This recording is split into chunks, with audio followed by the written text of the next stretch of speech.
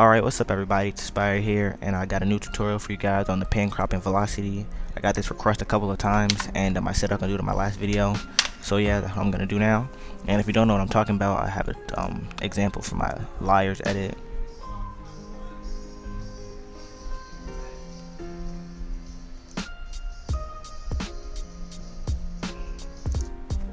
Alright, so yeah, it's like on that effect I did on the kill cam with the screen was shaking a little bit. And this is like an alternative for S-Shake, because I know some people who have S-Shake for Sony Vegas, like it doesn't work. Like when you add it, the screen goes black. It happens a lot for the Gen Arts plugins for Sony Vegas. So yeah, this is like an alternative, and I'll show you guys how to do it. And this is like, I usually use it for kill cams, but you can use it for like feeds. You can use it for like the regular clip. You can use it for anything, but I'll show you how to do it in the kill cam way for a trick shot. But anyways, let's get started. So first, once you add your clip, the first thing you want to do is find out where he shoots and split the clip by hitting S on your keyboard.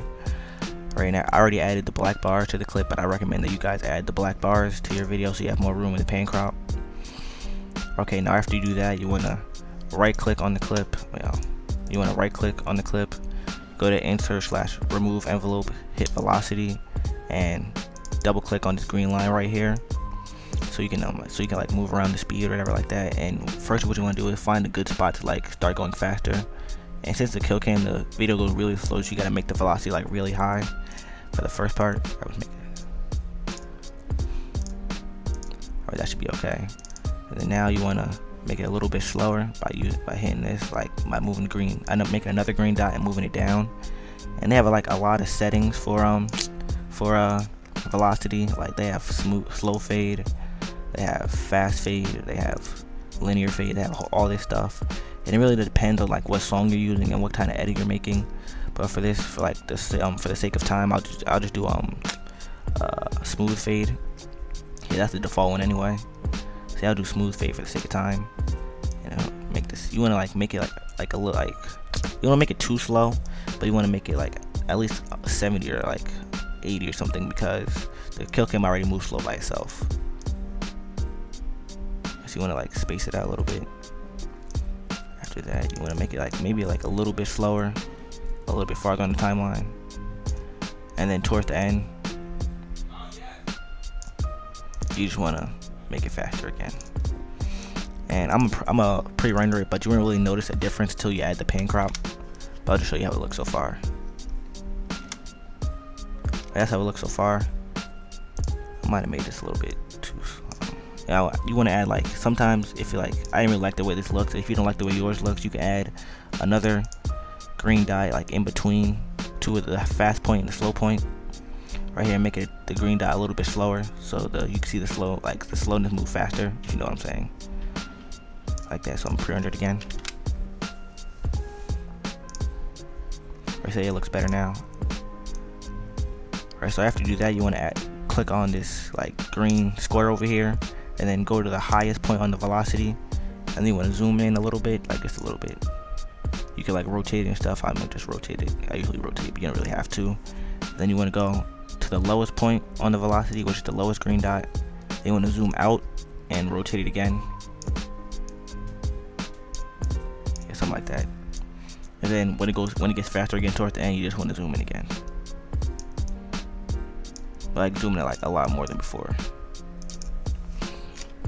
Alright, let me just pre-render this, see how it looks. Alright, so as you can see, it looks a little bit better now. And now if you want to add like the shaking and stuff like that, I'm gonna show you how to do that now. You want to like start from the beginning keyframe. You want to move in like 1 or like 3 frames maybe. Rotate it, move it around, move another. I'll do 2 frames because it's very short space. Right, you want to move another 2 frames.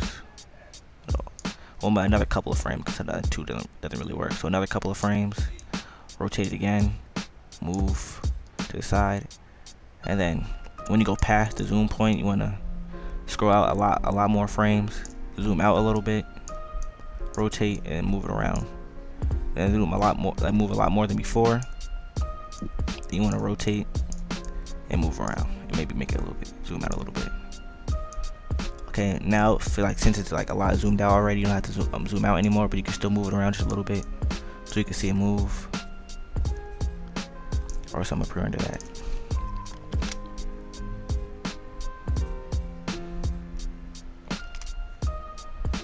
So that's a little bit better.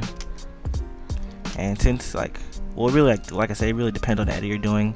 So this one's kind of like for a fast edit, because like the screen shake moves really fast. Like you see, like it zooms in really fast, and the screen shake moves kind of fast, a little bit, but it still looks pretty clean.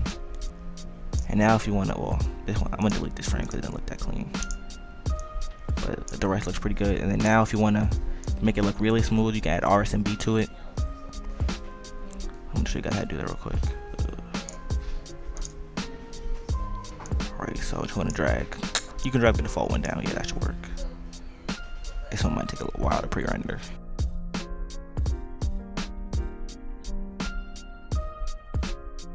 I'll just pre-render it again, see how it looks.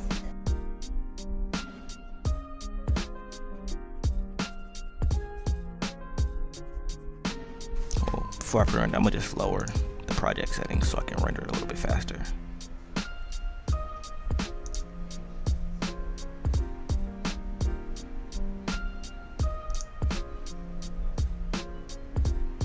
Yeah, it's a little bit too low. Yeah, that should be good. Alright, let me pre-render it again.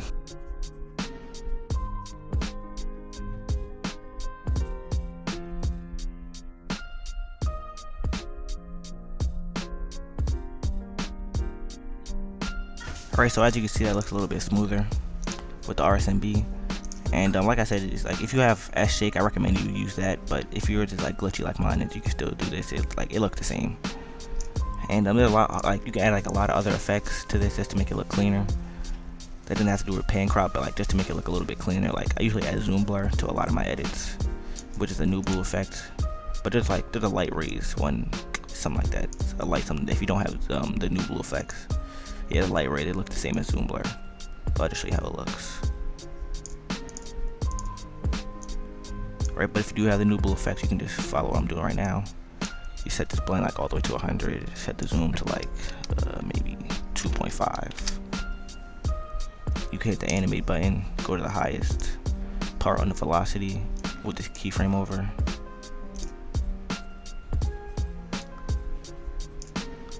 And set this to 0 over here, and then move all the way down to the lowest point on the velocity. And set this back to 0. And it looks pretty clean as well.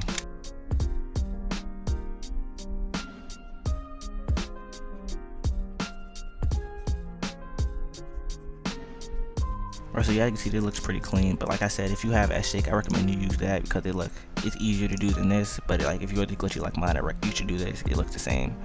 But so yeah, I hope you guys enjoyed this tutorial. Hope you guys learned something. Hope you guys can use this effect, and thank you for watching.